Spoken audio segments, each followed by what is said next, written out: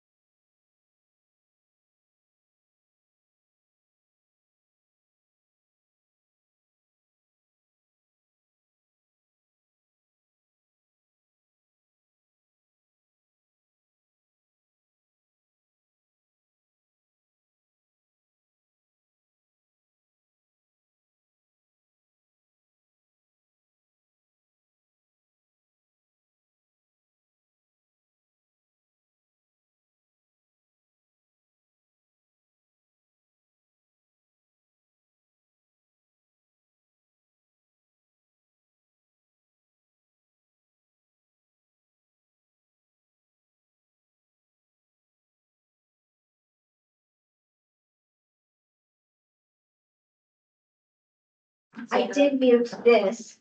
It is muted here. If the owl is hooked up to you, I think you have to have your sound on. Yeah, it's mine's on. Can I hear stuff? Does it look green? Is it plugged in? I can hear you now, Lisa, Mrs. Sheriff.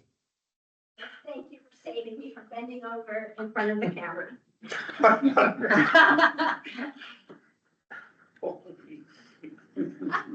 Oh, my phone's flashing too. That's why everybody's saying stop. Okay. That's what I was trying to do because I couldn't see. Let me stop this. Oh, you. I don't know. You keep good people. Thank you. Okay, I'm just gonna go in order of how you're on the screen. Kirsten Brinkley.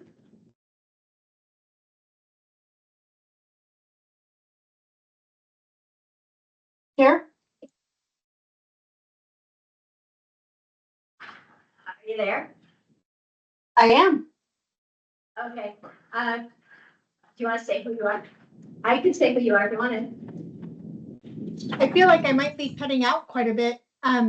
Kirsten Brinkley, Montana Disaster and Emergency Services. I'm a district field officer. You sound clear on this end. Okay, great.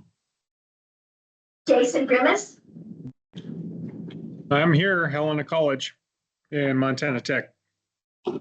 Great, thank you. John.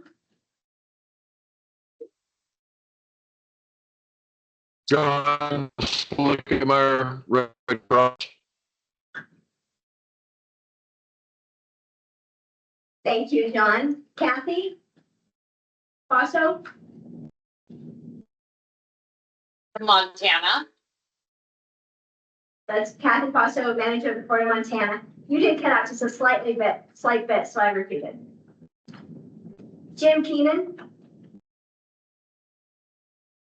Hello, Jim Keenan, Butte-Silver Bow Water Treatment, Water Plant Superintendent. Great, thank you. Kelly Cosby?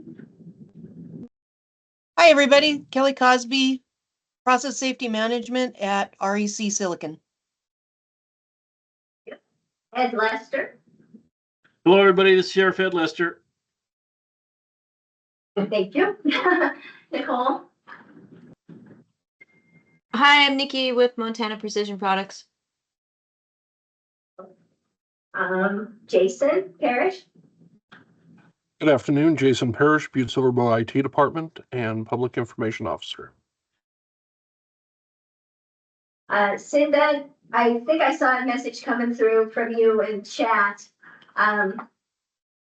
If I click chat. You can hear us, but can you speak? Okay, very good.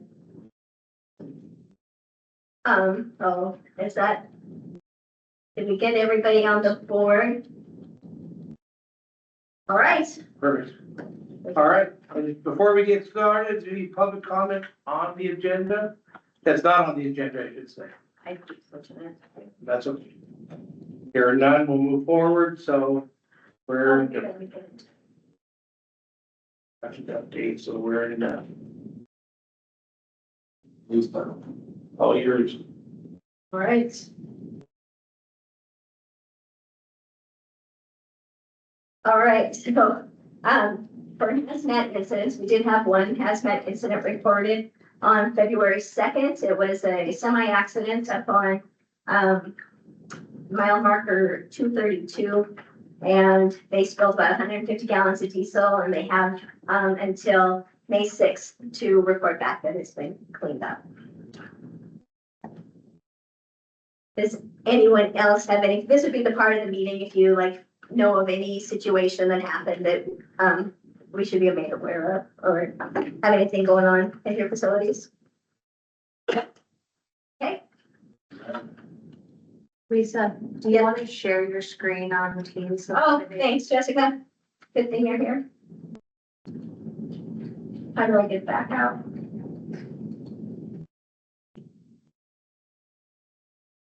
Yeah, and the show. Go to Teams. Huh? Is this the right Teams? I've got two windows. Okay.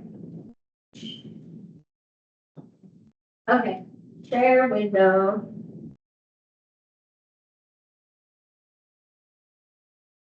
Screen.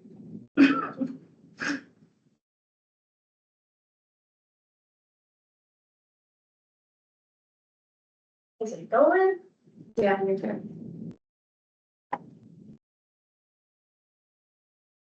Okay, so let's pull this back up. And, oh yeah, it's looking good over there, so. Can people on the board now see my screen?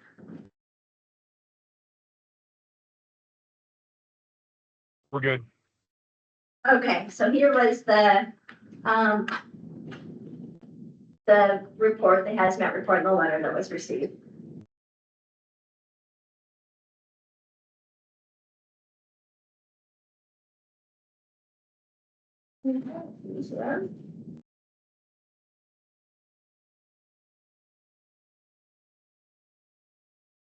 Okay. Okay, and since the last meeting, there was one emergency alert issued on January 23rd. The Butte-Silver Bow was experiencing some difficulties with 911. And the calls were rerouted to some neighboring jurisdictions, Beaverhead, Jefferson, and Madison. And it was decided to put out an alert. We didn't put out an iPause folder, but we did a notification out through the Everbridge system to the resident connection, the preloaded information, plus the people who had opted in voluntarily, that if you do call 911, don't be confused that another jurisdiction's answered your call and that they're just routing calls for us. We didn't want them to think they had the wrong something and hang up if they had an emergency. So moving to the next thing on here, under planning, the school district number 1 and Butte-Silver Bow have a MOU in effect right now. And it's coming upon time to be renewed. And so the school district asked that we sign a new MOU. And what this screen shows us is the MOU that was passed. And so it's exactly the same information, except I added this section that's highlighted. And the section that is highlighted just says the memorandum of understanding shall remain in effect for a period of 5 years from the date of signature and may be renewed for an additional 5-year terms upon mutual written agreement of both parties. Just to have, that in place so that, we are forced to revisit it. And it's an agreement for sharing of emergency response. Like the school district has resources that Butte-Silver Bow could use in an incident. Plus, it's via mutual aid that if the school district had a problem, Butte-Silver Bow would step in with our resources and help out. And so if you guys are in favor of this, then we would require a motion to approve it and then recommend the council would approve it. And we'll take it to council for them to finalize it. I'll make a motion, we accept it. I'll second. All those in favor? Aye. Aye. All those opposed? Okay. That was kind of no-brainer. So, as far as updating the bylaws, for several months, I've been kind of bringing this up as to the addresses were kind of out of date and things. I did have a few people review it, at my staff meeting, so the public safety people, they looked at it and I did forward it to a state employee who was on the SECC, and he looked at it and he thought that it looked good as well. The one thing that he pointed out was maybe include, instead of crossing off this, that the public notice contain the follow-up emergency notices may be issued. And I took that out, so I thought it might be redundant, because up here it says that available information would include follow-up emergency notices. So I'll probably put that back in. The other thing that was out there was who should be an officer. And so I did a little more research on who should be an officer. And really, the only person you need to appoint is a chairman. The LEPC needs to appoint a chairman. And so we just kind of have a backup vice chairman here. And I took out the secretary and the information officer.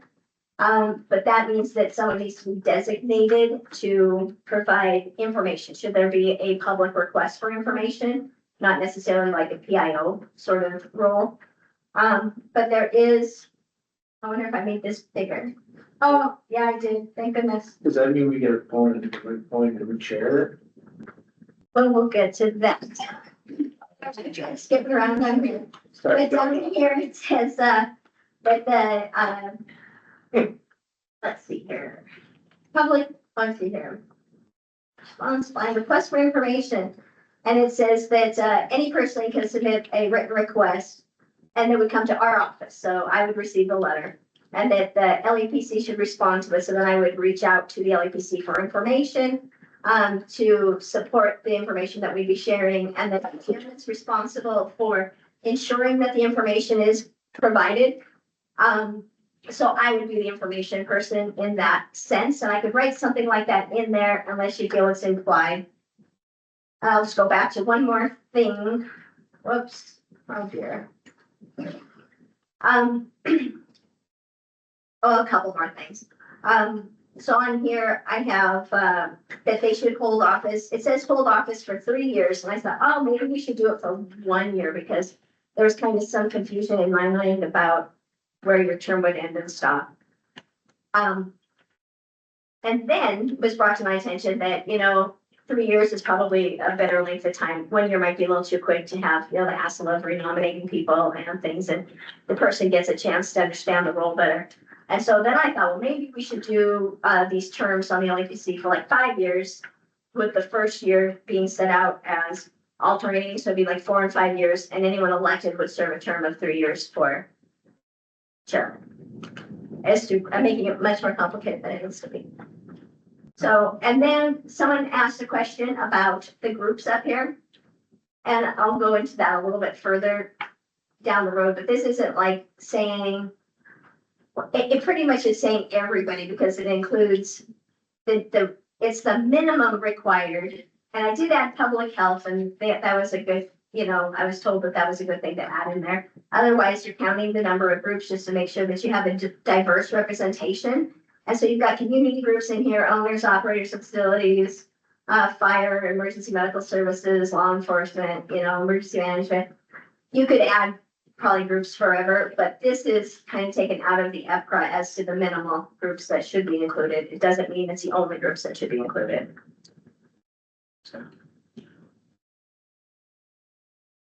So,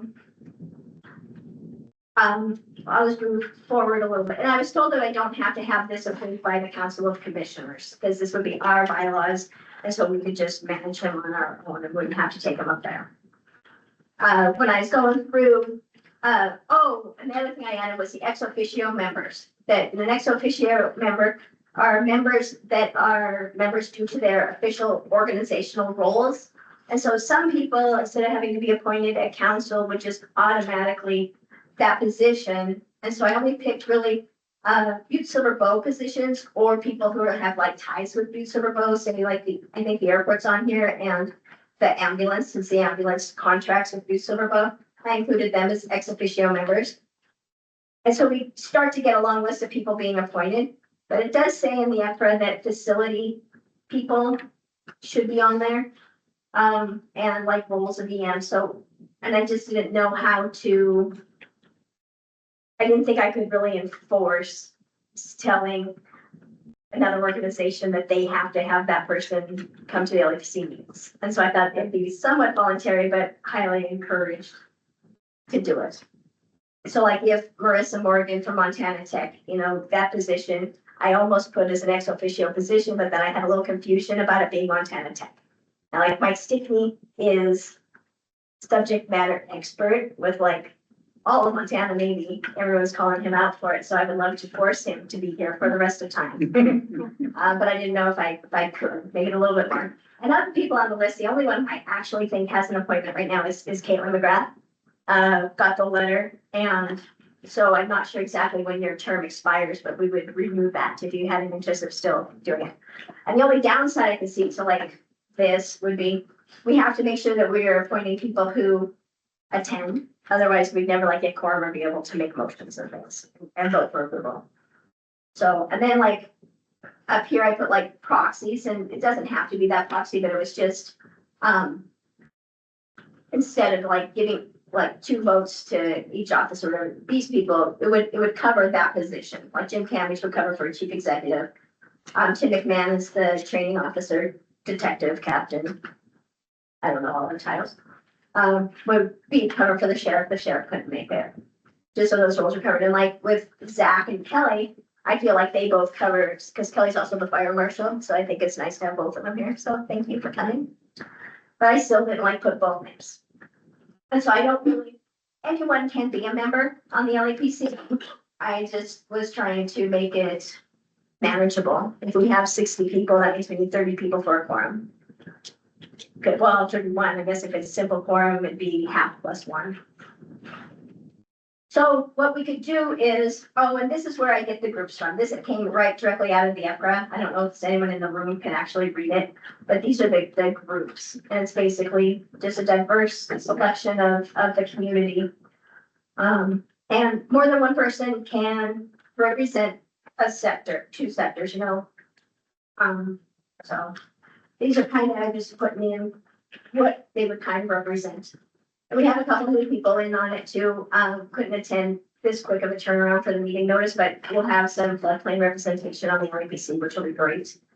I can't remember. And Jim O'Neill, superintendent of schools, he agreed to be on the LEPC as well. So that's awesome. So I put you down, your position down as an ex officio member. So that's a lot of information right there. So we can digest it a little while if you want to. Send me some emails, and or we could just approve the bylaws with, if you like wanted to do 5 years, 3 years, or should we just wait till next meeting and rehash it? I say we, Wow, what you wanted? 3 years. So then would the term for the officer be 1 or 2 years? Maybe we do 2-year term and 2 years as an elected, as a chairman. Oh, yes. I'm violating the 15-minute rule there because I've only been here for 15 minutes, but if you elect people for 3 years and then you make them an officer for 2 years, they can't become an officer the last year of their term. I don't think we have that listed in our bylaws. I think that if that person wanted to be appointed again and wouldn't mind continuing their appointment, they could be. Dave McPherson was chairman for the length of ever. And he retired, and that's what ended his position. So it's just whoever's willing to do the chairman, but I also think it's nice for different people to have the opportunity. And that you're just getting more viewpoints and things, so. I encourage involvement, but if the same person, only one person's willing to do it, like Katrina. Yeah, I didn't get a vote. No, you kind of spin in there. Yes, I was gonna make a motion to approve the bylaws. There you go. very good, Perfect. with the 3-year term. Yeah, with, as amended. Second. Do we have? Who do the second? Sheriff Lester. So very good. We have a motion and a second. And then all in favor, Yep. All those in favor? Aye. All those opposed? Also, there's some people who are just routinely invited to the meetings that maybe don't want to getting the notices and staying up on it. Call me if you actually want to be appointed, you know, and we can just work those things out. Motion passes. Yay. Oh, now here's this. So now we need to review the multi-hazard mitigation plan. So you know, I'm sure you all read, I've emailed it out to the group. I emailed the link to the Western Region Space Plan and the Butte-Silver Bow Annex, the actual document. And so I'm just going to summarize this really quick. So if you have any questions, let me know. And I did get some feedback on here, but this was a state-driven plan. And we've talked about this a lot. It actually began in, oh gosh, they've been talking about, I think, 2019, 2018. You come to most of the state meetings, so it's been a conversation for a long time.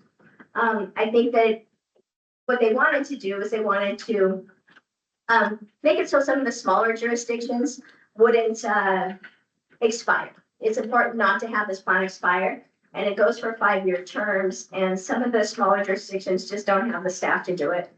And it is a requirement from the federal government, and if you don't have a plan, you disqualify first from some funding sources. So I think the state A had a little bit of trouble, not quite as easy as they thought, and COVID and things. So they did get their state plan adopted, but now they're trying to get the local jurisdictions adopted. And they're asking us to review it and pre-approve it. And I'll just highlight this here is, it doesn't mean, what we're doing is we're gonna pre-approve it knowing that there might be changes made to this plan. That's gonna be in our resolution. So that being said, why we have the plan, hazard mitigation does reduce the effects of disasters, and it helps reduce the loss of life and property. The process in doing it is they organize their resources, which is your people, getting together a team. You want to make sure that you have a lot of public involvement and diverse, like the LEPC is a great group to be reaching out to. And this was going on so long ago that a lot of you were involved, but you might not remember all of it. Assess the risks and capabilities. That'd be the hazards and the capabilities, and get your strategy, adopt the plan. But what I forgot on here was then you go through with a maintenance plan. You work to, again, really review it and just make sure that you're staying up with the goals. So the statewide plan was a big document. It has 809 pages, which I'll never print. And so we can get to the link there on the state website.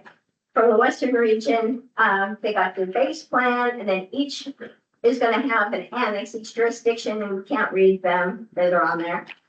And then they put the appendices in a separate document as well, and that was pretty cool because it had all of the meetings, all the public involvement that we had, all the meetings, and most of it was digital because there's a lot of jurisdictions, so it was geographically easier to do it virtually, plus COVID.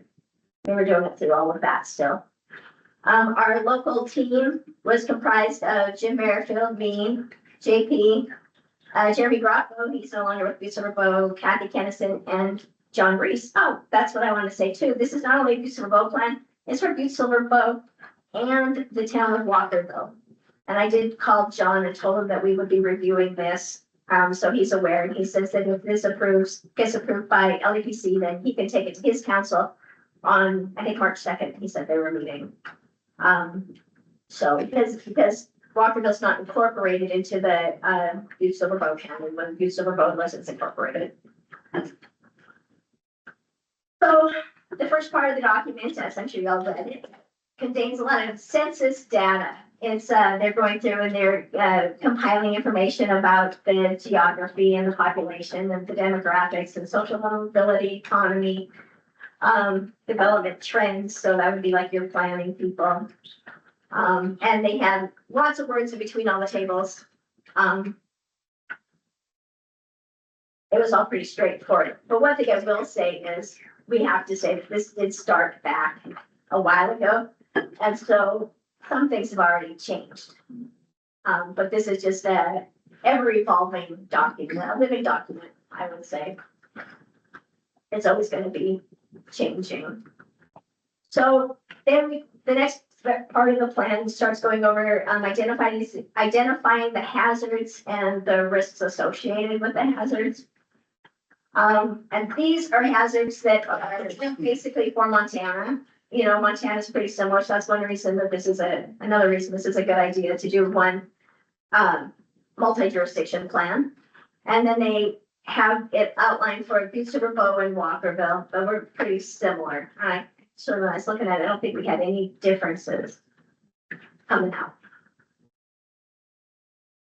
A couple things they did change is I think they split apart when they were like doing the risk assessments. I think they split apart if the dam failed, instead of having like it all combined. I think they split it out to the different things, and there's great maps and that in there as well for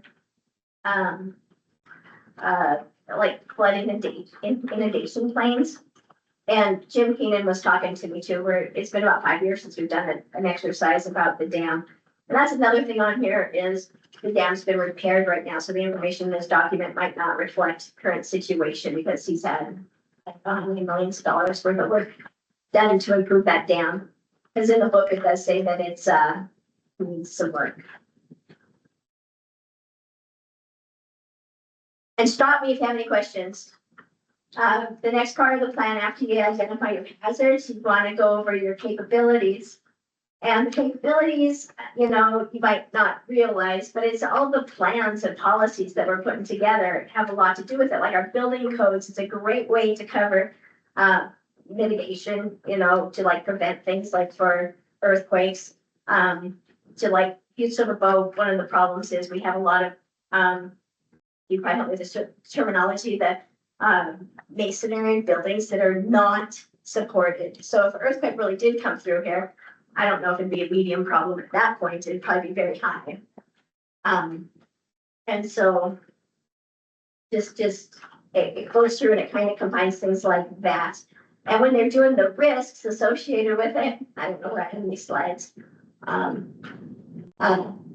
They're going through and they're outlining, you know, what our critical facilities are and things, and what values are associated with it. And so you kind of see that if the disaster did come through, it kind of shows you your economic impact. And so that's, you know, when you're trying to think of goals and strategies, insurance is a great way to mitigate the problem, because if you don't have insurance, how are you going to cover the replacement costs of these things?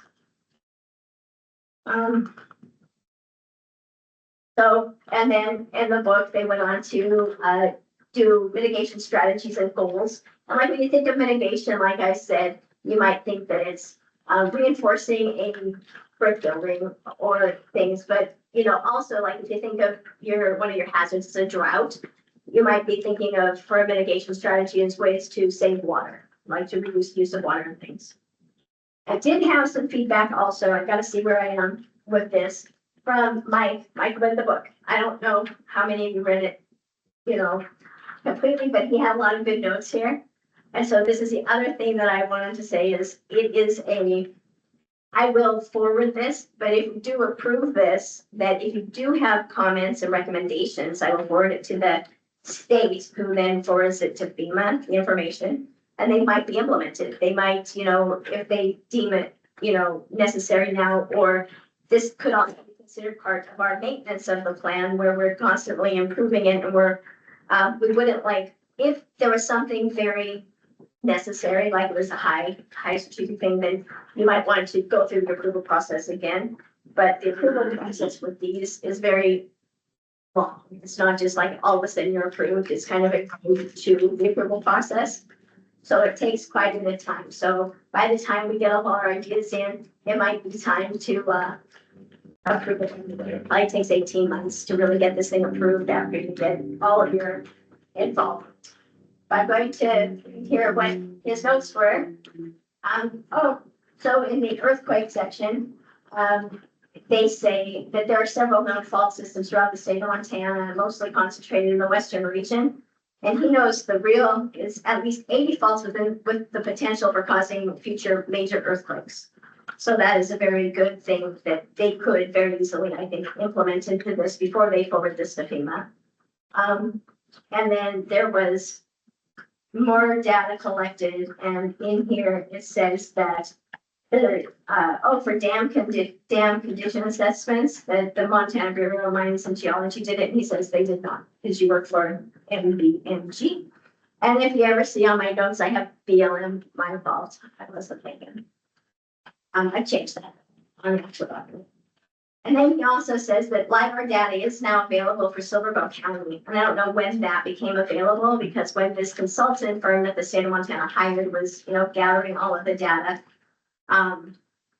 Maybe we just didn't have access to it. Just been in the last month or so. Oh, last month. It's brand new. Okay, so we will definitely point this out as well. Okay.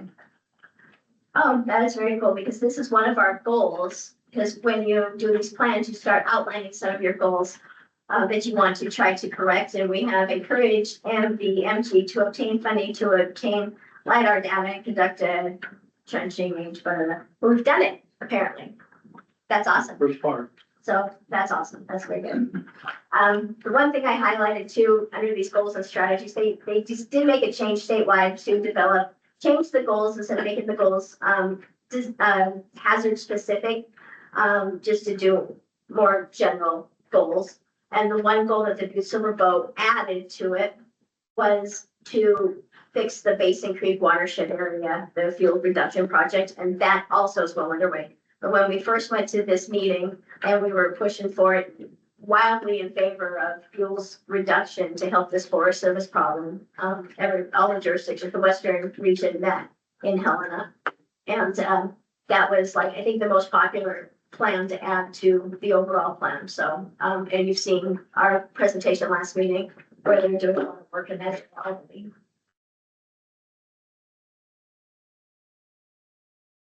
And when I was going through the different meeting documents that they have in here, I liked this slide where I was a little worried also about the public input survey they put out there. Because they said, we're gonna have to extend it, we're not getting much involvement.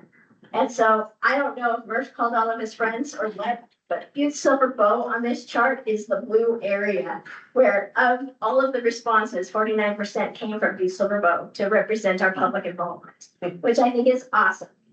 The next one being Jefferson County at 30%, and I can see here 2%, 0%. It's kind of a little bit of a shame that except for us. So thank you, everyone who participated in the public survey. And I already kind of covered this. More reasons that this plan does matter is it makes us eligible for these grant programs. But what I will say also about like this BRIC grant program, where it would help some infrastructure projects, it is very, very difficult to win. I think since it's been, I think the state of Montana was finally awarded one of the applications they submitted because it's nationally competitive. But still we want to be able to, use these programs and not be, eliminated just because, or ineligible just because you don't have a current plan. Then when they asked us to adopt the plan kind of ahead of time, FEMA has not yet adopted this plan for final approval yet. But being that they did this in sections, they did it in 3 sections. So we got Western, Central, and Eastern. And I think it was the Eastern section that already went through FEMA, and then FEMA reviews it and sends it back for corrections. And so they took that information to apply it to the other sections that hadn't been forwarded yet. And so then we had to implement some corrections that way. And I was wondering when they asked us to pre-approve it, if that was their pie in the sky dream or what, but it's not. It's actually what FEMA encourages. It sounds like adoption of the plan can happen before you submit the plan to FEMA for approval. I use flexible language in your documentation, and it should leave room for any needed revisions. Instance, you can state the community adopts the plan inclusive of any minor additions or corrections that result from the state FEMA review process. So I will send any corrections that, if anyone else has anything to add, you can tell us now, or you can send emails to us and we will make sure that the state receives it. So if anyone has any questions, it'd be a good time to speak up. Otherwise, if you guys wanted to vote to approve the document, you know, with the, you know, the pre-approval resolution, we would need a motion. And I appreciate all the turnout too, because this shows that we really, you know, looked at it and we, you know, had a quorum. I'd say this would constitute a quorum, yes. I have a question. In the event that there's an incident that happens in Walkerville and Butte-Silver Bow sends our resources there, do we have a mutual agreement with them? Yeah, Okay. yeah, there is actually an official MOU, but it's good to bring up because like, the RMOU with the school district didn't have a physical, expiration date in there. I better stop and look at it and make sure that there wasn't one incorporated and maybe we'll review it and put something in. I think that's a good clause to cause us to go back and review these. So does that mutual aid agreement allow this to adopt this plan on their behalf? No, this is the LEPC making approval. This is the county LEPC. This isn't Butte's LEPC. This is Silver Bow County LEPC, which Walkerville is a town within the county. And so this plan requires the LEPC's approval or adoption, and then you would make a recommendation that the council formally adopt it. They're assuming that you guys are the ones who review it. Plus, you are involved in these meetings. They have all of the text messages, the chats from all of the meetings, and you have JP talking and Kathy, Jen Phillips talking. And so I didn't read every word of the appendices of those meetings, but when I scrolled through it, I thought, oh, I do remember that. I may have said, I don't know about this plan. I don't feel like I was involved. Apparently I was. It's just been going on for a long time. I would make a motion to approve it then. Second. Cool. That would be sure. Lester. So it was approved, and did your motion include that you're recommending that the commissioners adopt it? Yeah. And the second is, so all in favor? Aye. All opposed? Great, thank you very much. I kind of ran through that quick, but, oh, and look what I've done. So I didn't forget Marty. Oh, there he is. Yeah, I show anything because it was a pretty big meeting, so, you know, the last talk to you, winter actually occurred here in February.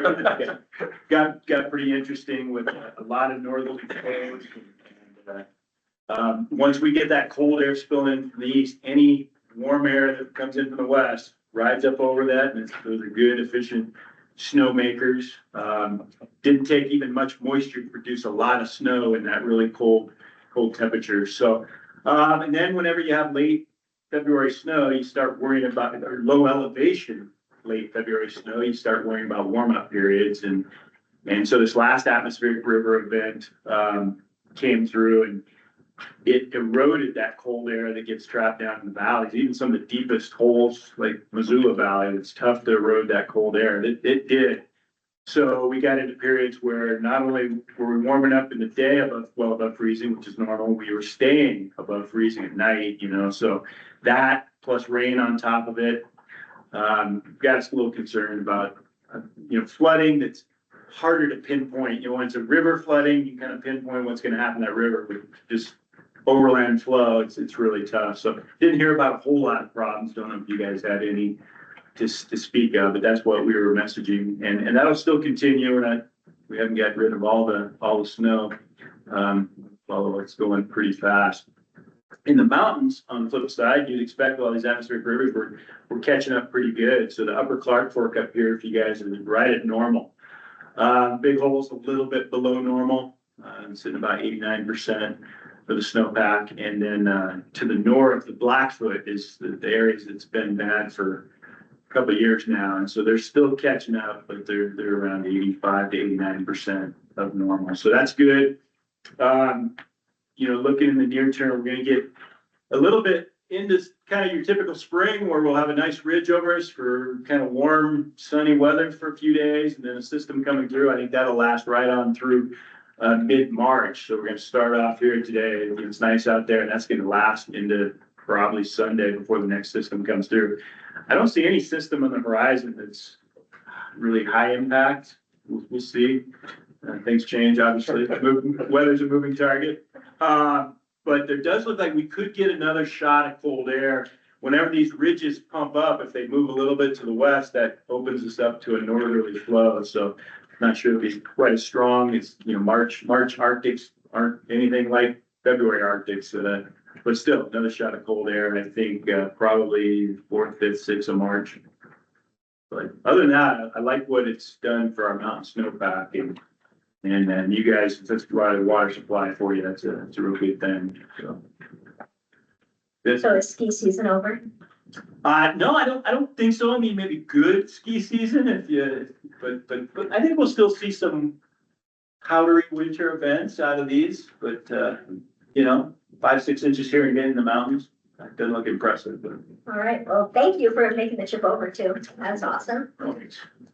So next is training and exercises, and I guess this is. So few things, we have these battery IQ courses coming out. There's one that's a first responders offensive training. We have these posters. That one will be on March 24th. It's 4 hours long. There's a QR code. You guys can scan it. And then we also have awareness and operational response to battery incidents. Sorry, the first one's hazmat IQ. The second one is awareness and operational response. And that one's being offered at 2 different times. So 9 to 1, and then that same course is being offered in the evening. And then there's a third one that the firemen are doing through the technician on that Thursday. So there's more information on this. If you have any questions, you can ask Lisa. The IT team. Who's able to join those 4-hour classes? Any responders can, any of the first responders, so EMS. The middle day. The middle guy? Who said that? Oh, great. Oh, do you want to talk anything about the battery IQ classes? Because the fire department is really the one who's brought it down. We did a grant for it. Yeah, first and third day are just for the hazmat technicians at the fire department. Middle day is for any responder. Oh, okay. I thought the first day was, people could, but there's not that many spots open, but I think that she did open it up to some others, except for the third day. What was that first day's title? First day was hazmat IQ, first responder offensive training. But I think it still is to do with the batteries, the lithium-ion batteries. I think you had the wrong header, Okay. but still the same. They do both hazard IQ. 100% the third day, the 8-hour class is just for us. So that second day, it's open to 60 people, 30 in the morning session, and the evening session goes like 5 to 9 for people who have to work during the day. Great. No, that's good. Yesterday we had an update from Chris Mays and Jason Parrish about a cybersecurity training that they attended down in Texas. So they brought back some of the good information and we're reviewing all of that. Next week, there's a FEMA training that some of us are heading to through their basic academy. On March 11th is obviously the pipeline core down at the Finland. If you need any information on any of these trainings, you can reach out to Lisa or myself. And then on June 25th, we're having the highly infectious disease tabletop exercise here through the health department. So if you have any questions with that, reach out to Karen from the health department. It should be a fun exercise. And then I've been asked to join the functional needs curriculum team at DES, the Department of Health and Human Services and Emergency Preparedness. So we're going to be looking at developing a curriculum to better support functional needs and assessments. So I'll keep you updated on that. That all. I think the only other thing on there is usually I forward out the training, and I think the new training comes out on Thursdays. So I paused before I sent out a week old information, and I'll send it out tomorrow when I receive the new one. And those things, most of the trainings are free, but you usually have to pay Some of the trainings you'll see on there that you might be able to get reimbursed for a hotel room or something. But most of them you have to get yourself there and do your own lodging and meals and things, but the training itself is usually no cost on those.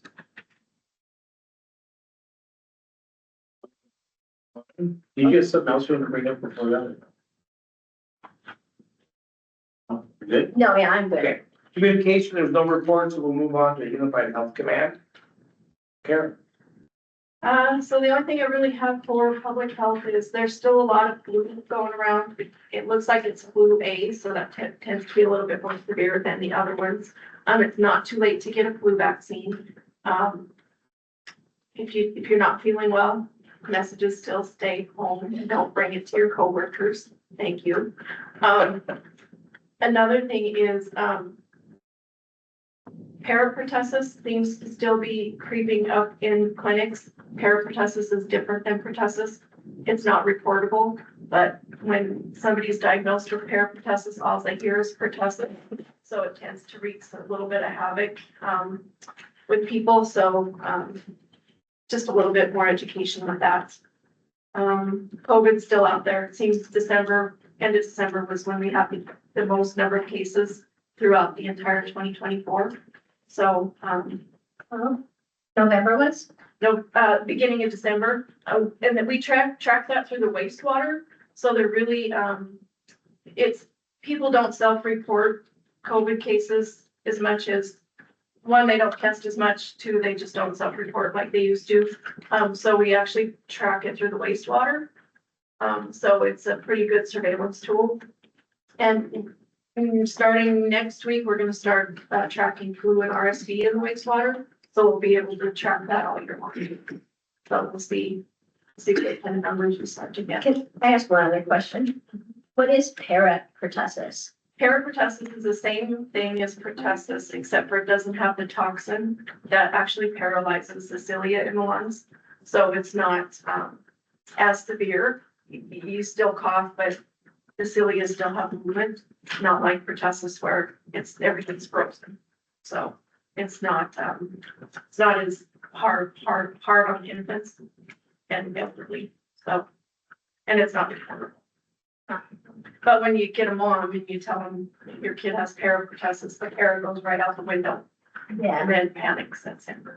So, yeah. Jennifer was not able to make it. She's working nights right now while the hospital is doing some transitioning just to make sure things are going okay. So she's sleeping during the day. She did send an email out though. Did you get the email? If I did, I did look. Oh, I meant, did you print the email? I don't know. Or if you wanted to read it, Jess, you could say what she has to say, or you could pass it. I'll pass it. I'll give you something. So Nick, do you want to offer anything under Unified Health? But Nick is with the ambulance, so he's the EMS. And fire, they also do response. Nope. Fire wants to do. Jen's update, she said, she apologized, she couldn't be here because of the switchgear electrical shutdown. She approved all the attached documents. So, and then, the Montana Western Regional Healthcare Coalition Medical Response Surge exercise will be on March 18th here. So it's 1 to 5, and she sent all of the stuff to Jess to reserve the EOC. But that exercise is different than the infectious disease tabletop. It's something that they need to do on their end. So I'm sure she'll send out more information on that. Okay. She already, oh, that's a short email, Jenna. Yeah. So does anyone, I took off member comments because no one was ever saying anything, so. No sheltering. Okay. If somebody has something to add, this is the point where if anyone has something to add, other business or any comments or. The only thing I have, I know we're doing the MOU. Safety and security plan for the district, Butte School District. We are making, I don't think there'll be a lot of changes, but I guess I'll bring that to this committee. Once those are all done, I can put that in. I promise I won't make it in an hour presentation, so I think it has time, but if there's any changes, I'll just kind of bring it forward to this committee. Yeah. Sounds good. I got one other thing, Lisa. You guys have probably been following the news. Things are interesting with the federal government right now, and it's actually sped up my timeline. So my last day in the weather service is Friday. So that's one reason I really wanted to get here, because it's my last LEPC meeting with you folks, and very much appreciated working with Butte-Silver Bow over the years, a lot of years. Yeah. And it's cool that you talked about LEPC meeting and its definition here, because it's the greatest group for the person in my position in the office, because my position's all about reaching out to partners and trying to understand their needs. And it's a huge collection of that. So through the emergency manager, through LEPC, it really, really helps me. So feds aren't really much in the hiring business right now, the agency. So I don't know when they'll backfill my position. I'll give you a point of contact with our lead meds. We'll kind of take the 4 counties in the southeast part of our forecast area. So, but otherwise it should be transparent. We got a really good shop. We're understaffed, but be a little stressful for that crew, but they're good. So anyway, it's been cool meeting all of you, and thanks for the invite every month. It's a Appreciate it. retirement, so congratulations. Yes, yeah, it is. You can go and do something that you enjoy now. It is, yeah. I had made targeted. It is my last meeting down here, but this recent events has just sped it up a little bit. Wow. So anyway, thank you. Also, what? Just telling him he snuck out in front of me. Oh, Yeah, what's up, Steve? This is, I don't know, it depends on when we meet again, but Steve is retiring as well, March 21st. March 21st, so. My last day, so hopefully we get somebody hired to replace me, but it's an ongoing process. It's taken forever. All right, yeah, well, you've been great, and we appreciate all the input that you've had. You've had a lot of experience, and it's nice having, both of you, with all of your subject matter expertise. It's gonna be a loss, but congratulations. Thank you. Thank you, guys. Thanks. I bet. What works for the next meeting? Because we have a conflict with the battery IQ class on the 26th. So do you want to push it to a second? I talked to some people before, and that seemed to be the better one. Okay, so, and the reason I have to do it is, we kind of bounced over the grant update.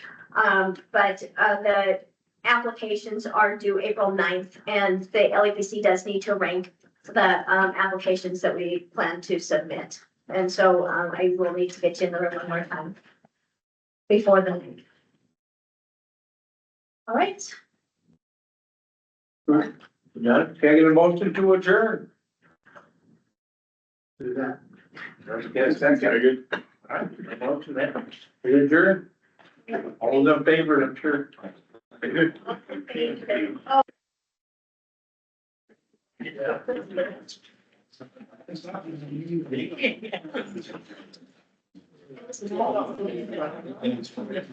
What's that? It was close. Okay, so that's repeater for the. Yeah,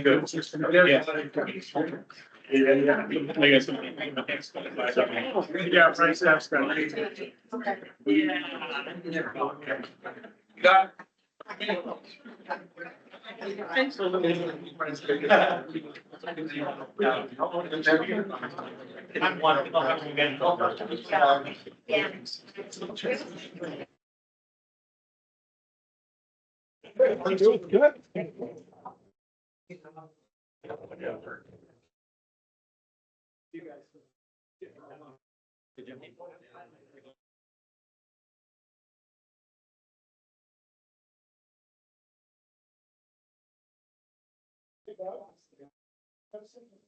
Good.